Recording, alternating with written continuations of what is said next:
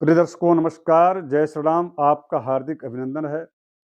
दर्शकों, चर्चा हम करेंगे कन्या राशि के वार्षिक गोचर अर्थात राशिफल पर कि आपके लिए आने वाला साल जो 2025 है, वह कैसा रहने वाला है।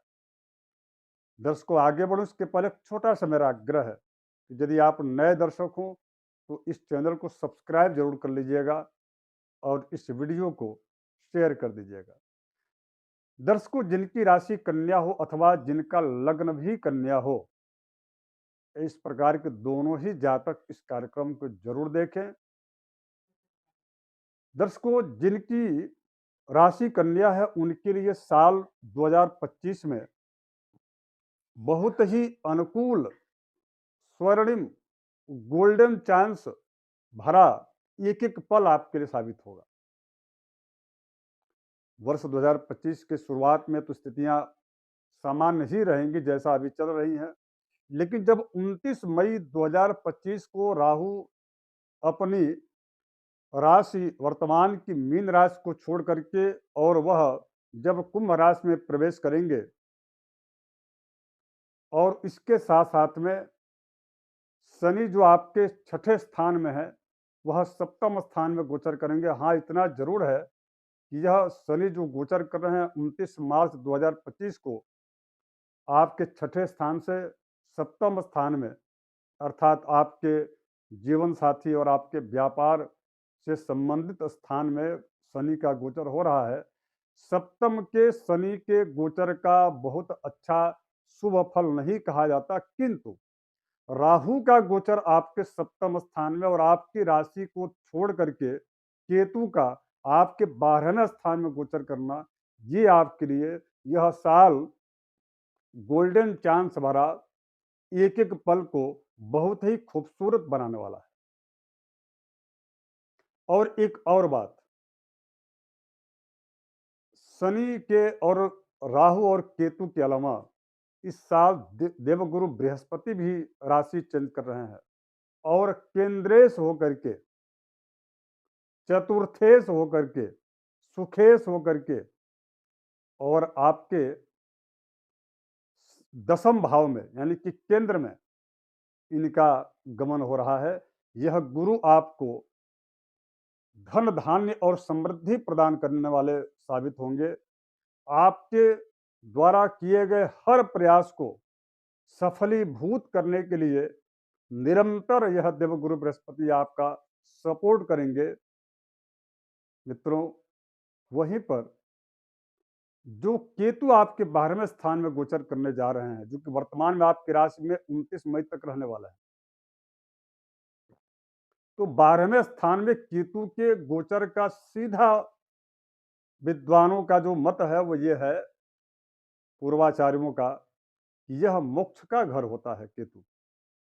ठीक है, आपके लाइफ पार्टनर के पास आपको इतना वक्त नहीं होगा कि आप वहां ज्यादा समय दे पाए, लेकिन इतना जरूर है कि आध्यात्मिक क्षेत्र में आपका रुझान और झुकाव बढ़ेगा।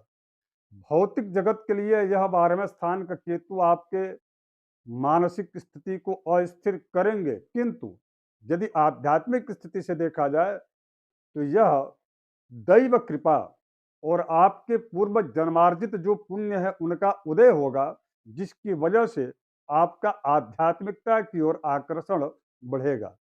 धन धान्य समृद्धि, यह सारी चीजें भौतिक होती हैं, भौतिक जगत के की व्यवस्थाएं हैं, यह आवश्यक भी है।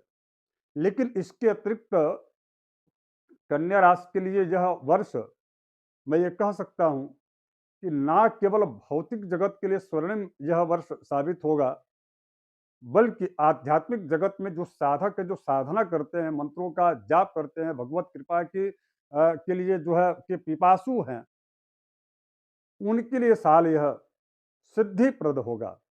यानी कि धन और समृद्धि के साथ में यह साल आपके लिए साधना में सिद्धिप्रद भी साबित होगा।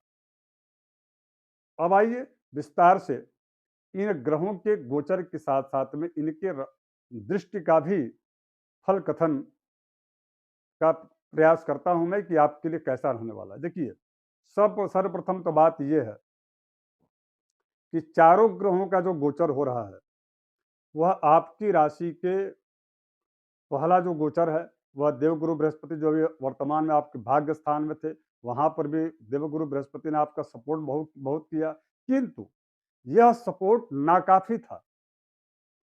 इसलिए क्योंकि जो है आपके ठीक सप्तम स्थान में राहु का स्थित होना, आपकी राशि पर केतु का स्थित होना, यानी कि आपके लाइफ में कई प्रकार की अस्थिरता को दिया। व्यापार आपका अस्थिर हुआ, अर्थात आज कुछ और कर रहे हैं, कल और आप कुछ और करेंगे, या आपने जो है आज प्रयास कुछ किया और वह जब स्थिति अंतिम वक्त पर आई, ऐन वक्त पर वह काम जो है आपका डिसमिस हो गया। जो आपने समय, खर्च, पैसा इत्यादि लगाया, वो जो है डूब गया। इस प्रकार की स्थितियां केतु और राहु ने किया, अर्थात कोई भी एक आयाम आपने स्पर्श नहीं कर पाया। कोई एक बड़ी सफलता आपको इन वर्षों में, विशेष करके 2024 यानी कि 2023 के नवंबर के बाद से, यह आप जो है आपके प्रयास निरंतर असफल रहे हैं। किंतु 29 मई 2025 के बाद स्थितियां बिल्कुल बदलेंगी और उसकी शुरुआत 29 मार्च 2025 से लेकर के, जिस समय शनि आपके जो है छठे स्थान में गोचर कर जाएंगे, यानी कि जो रोग, ऋण और रिपु का होता है, उस स्थान में गोचर कर जाएंगे, तभी से इसकी शुरुआत जो है हो जाएगी। हाँ, इतना जरूर है कि ये रोग का भाव है, यह ऋण का भाव है, तो छठे स्थान में अगर यदि आपकी राशि के ठीक छठे स्थान में जब राहु का गोचर मई में होगा, और उसके पहले जो है यहाँ पर चूंकि शनि आपके छठे स्थान को छोड़ करके सप्तम स्थान में जाएंगे, तो उस समय यानी कि 29 मार्च 2025 से लेकर के और 29 मई 2025 तक, इन समयों में आपका दाम्पत्य जीवन प्रभावित हो सकता है। आपके और आपके जीवन साथी के बीच में थोड़ी सी मानसिक तनाव अथवा उनके स्वास्थ्य को लेकर के, ये चूंकि षष्ठे से यहाँ पर शनि है, इसलिए उनके स्वास्थ्य को लेकर के आपको आपकी चिंता बढ़ सकती है। यदि आप संयुक्त रूप से कोई व्यापार बिजनेस कर रहे हैं, तो उस समय हो सकता है कि आपके और उनके बीच में कई प्रकार की जो है स्थितियां प्रतिकूल दिखें, किंतु इसका सीधा मतलब ये है कि ये स्थिति आपके लिए बहुत दिन तक रहने वाली नहीं है। पुनः मैं कह रहा हूं, 29 मार्च 2025 से और 29 मई 2025 तक ही ये इस प्रकार की स्थिति रहेगी। इसके अतिरिक्त देखा जाए तो 29 मई से लेकर के ये पूरा साल, बल्कि 2026 का भी शुरुआती जो फर्स्ट जो क्वार्टरली जो 3 महीने होंगे, वो भी आपके लिए बड़ा अनुकूलता पर रहेंगे और ये आपके व्यापार में एक नया चांस देंगे और वो चांस आपके लिए गोल्डन चांस साबित होगा। चूंकि शत्रु हंता बन जाते हैं जब राहु सब छठे स्थान में गोचर करते हैं, इसीलिए कहा गया कि 63 एकादशी राहु सर्वारिष्ट प्रशांत, ये अर्थात यदि राहु का छठे स्थान में गोचर हो, केंद्र यानी कि चतुर्थे से यदि देवगुरु बृहस्पति का केंद्र में, और सीधी सी बात है और जाहिर सी बात यह है कि लग्न और वो चतुर्थे से हैं, और इसके अलावा जो है चतुर्थ हो गया, इसके अतिरिक्त जो है सप्तम और दसम स्थान, 1, 4, 7 और 10, इन स्थानों में से किसी भी स्थान में यदि वह देवगुरु बृहस्पति विशेष करके चतुर्थ भाव को छोड़ करके, क्योंकि वहां तो चतुर्थेश है ही, यदि ये दसम स्थान में जाते हैं, तो ये आपके व्यापार को बहुत ही ऊंचाइयां देने लगते हैं। जो लोग आपसे रूठे रहते हैं, जिन लोगों और आपके बीच में तालमेल नहीं रहता, उनमें तालमेल बिठाने की यह कोशिश करते हैं देवगुरु बृहस्पति। और सबसे अच्छी बात यह है कि मैं पुनः कह रहा हूं आध्यात्मिक क्षेत्र से, कि केतु आपके 12वें स्थान में पूर्व जन्मार्जित जो आपके पुण्य है, वह भी पुण्य वो भी जो है पॉजिटिव जो एनर्जी है, वह इस समय एक्टिव रहेगी 2025 में, और वो आपके व्यापार में, चाहे तो आप व्यापार में उसका लाभ लें, अथवा चाहे तो आप उसको आध्यात्मिक क्षेत्र में एक नई जो है दूसरे, यानी कि ऊंचाइयों का जो साधना में जो स्थान होता है, उच्च स्थान, उस सिद्धि की ओर आप जाएं। ये आपके ऊपर तय करता है कि आप क्या कर सकते हैं, क्योंकि ज्योतिष केवल मात्र भौतिक जगत की बात नहीं करता। ज्योतिष मूलतः मूलतः ज्योतिष जो है आध्यात्मिक क्षेत्र की ही बात करता है, और आध्यात्मिकता की ओर वह व्यक्ति कैसे आकर्षित हो, और उसका पूर्व जन्म का और पुनर्जन्म का कैसे उसको ज्ञान हो जाए, और दोनों का आकलन करके इस जन्म में उसे क्या करना चाहिए, उसे अपने कर्तव्यों का ज्ञान हो जाए, और उसी आधार पर वह व्यक्ति अपने जीवन को यापन करे, तो जाकर तो उसी का मूल जो है यह शास्त्र ज्योतिष शास्त्र है। तो खैर ये विषय थोड़ा ज़्यादा क्लिष्ट हो जाएगा आपके लिए। तो दर्शकों, मैं कन्या राशि आपके लिए मैं ये कह रहा था कि केतु आपकी जो है पॉजिटिव एनर्जी जो पूर्व जन्मार्जित है, उस जो है पुण्य का उदय करके आपके प्रोफेशनल क्षेत्र, अर्थात आपके व्यावसायिक क्षेत्र में, आपके नौकरी पेशा के क्षेत्र में यह जो है एक्टिव होकर के आपको बहुत ज़्यादा लाभ देगा। इसलिए चूंकि केतु की सीधी जो है जो दृष्टि है वह चौथे स्थान पर पड़ रही है, और वह स्थान के स्वामी जो है देवगुरु बृहस्पति आपके सुख से सुख और सुख से सुख, अर्थात जो है यह दसम स्थान में प्रोफेशनल क्षेत्र में रहेंगे। और इसके अतिरिक्त गुरु की जो दृष्टि है वह धन स्थान पर है, केंद्र में होकर के सुखेश हैं। तो आपका कुटुंब, आपका परिवार, आपका आपकी वाणी, बोलचाल की आपकी जो स्थिति है वो इतनी अच्छी हो जाएगी कि आप जो कहेंगे वो लोगों को जो है अंदर तक, यानी कि दिल उनका जो है आपके प्रति अत्यंत जो है द्रवित हो जाएगा, हृदय उनका आपके प्रति बिल्कुल आकर्षित हो जाएगा। इस प्रकार की वाणी बड़े बहुत ही जो है सुव्यवस्थित ढंग से वो व्यक्ति ऐसा वाणी बोलने लगता है जब देवगुरु बृहस्पति की कृपा धन स्थान पर यदि दृष्टि होती है, अथवा उनकी कृपा होती है। और अनावश्यक बातचीत करने से ऐसे व्यक्ति जो है बचने लगते हैं। उसी का कारण होता है कि इनके व्यापार में निरंतर उन्नति होती है, और इनको सपोर्ट एक के बाद एक, घर से, परिवार से, व्यापार में व्यापारियों से, अथवा उनके जो आसपास के जो लोग होते हैं उनका भी सपोर्ट मिलना शुरू हो जाता है। ये बहुत बड़ी बात है। कहा गया ना कि वाणी यदि आपकी ठीक है तो सारा कुछ आपको प्राप्त हो जाएगा। तो ये जो है यहाँ पर देवगुरु बृहस्पति की दूसरी जो दूसरे भाव पर जो दृष्टि है, वो उसका आपको पूरा जो है बेनिफिट मिलेगा, क्योंकि यह पांचवी दृष्टि है, यानी कि वह व्यक्ति जब भी कुछ बोलेगा तो सोच समझ करके बोलेगा, इसलिए वाणी उसकी जो है आकर्षक हो जाती है।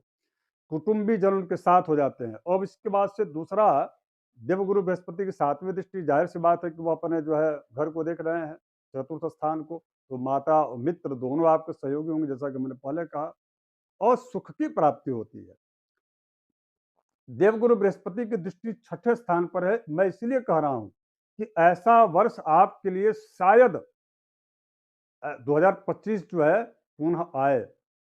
इसका मतलब ये आप मत निकालिएगा कि, या इसको अन्यथा मत लीजिएगा, हमने आए मतलब क्यों आए कहा। इसलिए हमारा एक व्यवहारिक ये भाषा है समझाने का कि यह वर्ष जो है 2025 आपके लिए इतना बेहतर साबित होगा कि देवगुरु बृहस्पति की दृष्टि राहु पर, वो भी छठे स्थान पर, जहां राहु 29 मई 2025 को गोचर करके जाएंगे और वह वहां पर शत्रुहंता बन जाएंगे। ये दोनों सिद्ध करता है कि यदि आप कर्ज में भी डूब गए हैं, उस कर्ज को आप चुकाने की क्षमता, और आप उसे चुका देंगे। कर्ज ऐसा एक चीज होता है कि व्यक्ति एकदम मानसिक रूप से टूट जाता है, और यदि वो चुका देगा तो शायद उसके मन से और उसके जहन से यही बात निकलेगी मुंह से कि यह साल शायद ऐसा है। इसीलिए हमने कहा यह वर्ष आपके लिए गोल्डन चांस भरा वर्ष है, और यह वर्ष जो है शायद ऐसा गोल्डन चांस वाला वर्ष आपका है। और इसके बाद देखिए शनि की बात। शनि की भी दृष्टि द्वितीय भाव पर पड़े, लेकिन वहां पर ज्यादा पावरफुल कौन है? देवगुरु बृहस्पति है। तो वहाँ पर शनि का की दृष्टि का यहाँ पर बहुत ज़्यादा दोष कोई नहीं पड़ने वाला, केवल मात्र आपकी जो है नेत्र से संबंधित आपको यहाँ पर थोड़ी-सी शनि प्रभाव दे सकते हैं, नेत्र में विकार दे सकते हैं, उससे संबंधित थोड़ी आपको जो है समस्या दे सकते हैं। आपके व्यक्तित्व में थोड़ी-सी वही केवल मात्र जो मैंने आपसे कहा कि 29 मार्च 2025 से लेकर के और 29 मई 2025 के बीच की जो टाइमिंग होगी, उस समय शनि ज़्यादा एक्टिव होंगे और वो समय आपको अपने व्यक्तित्व को बचाने के लिए, अपने पर्सनैलिटी को, अपने दाम्पत्य जीवन को, अपने लाइफ पार्टनर को, बिज़नेस पार्टनर के और आपके बीच में सामंजस्य स्थापित करने के लिए आपको थोड़ी-सी मशक्कत करनी पड़ सकती है। तो आपको उस समय उपाय बताऊँगा, इस कार्यक्रम के लास्ट में क्या करना चाहिए। तो इस प्रकार से राहु, केतु और इसके साथ-साथ में गुरु और शनि, इन चारों ग्रहों की जो का गोचर हो रहा है, आपकी राशि के लिए इस वर्ष अत्यंत जो है बेनिफिशियल होने जा रहा है। इसलिए आपको सर्वप्रथम बधाई और उसके बाद आइए उपाय बताता हूँ कि उन 2 महीनों में आपको क्या करना है। सबसे पहले भगवान शिव को यदि स्फटिक के शिवलिंग मिल जाए तो ज़्यादा अच्छा, या नर्मदेश्वर शिव जी आप ले लीजिएगा, अथवा सामान्य सी बात है कि किसी शिवालय में आप चले जाइए और वहाँ पर भगवान शिव को दही और शक्कर से आप उनका अभिषेक ज़रूर उन 2 महीनों में प्रतिदिन कीजिएगा। अथवा कच्चा दूध कम से कम 12 से 17 मिनट के लगभग समय में आप ओम नमः शिवाय यह कहते हुए, और यदि महिलाएं इस कार्यक्रम को देख रही हैं तो उनको शिवायोम नमः यह उच्चारण करते हुए आप कच्चे दूध से भगवान शिव का प्रतिदिन अभिषेक कीजिए। पहला उपाय। और दूसरा कि आप जो है प्रतिदिन समी जो पत्र होता है, काला तिल, समी पत्र और गुड़, ये 3 चीज़ भगवान शिव को अत्यधिक जो है प्रिय है। आप इन तीनों जो है भगवान शिव के शिवलिंग पिंडी पर रख करके और उनको जो है सबसे पहले गुड़ रखिए, फिर काला तिल, उसके बाद से समी पत्र रख करके और जल उनको जो है अर्पित कर दीजिए। इन तीनों चीज़ों को करने से भी आपको अत्यंत जो है राहत और अत्यंत शुभता प्रदान आपको होगा। ये उपाय दोनों आप कीजिएगा। तीसरा उपाय मैं पुनः कह रहा हूँ, यह व्यावहारिक मैं उपाय बताता हूँ। तीसरा उपाय यह है कि केतु आपके 12वें स्थान में जा रहे हैं। किसी भी प्रकार का किसी दूसरे के विवाद में आप मत उलझिएगा। यह केतु आपके लिए आपके उन्नति, विकास और प्रगति में ब्रेकर का काम कर सकते हैं। इसका ज़रूर ध्यान रखिएगा। धन्यवाद, नमस्कार, जय श्री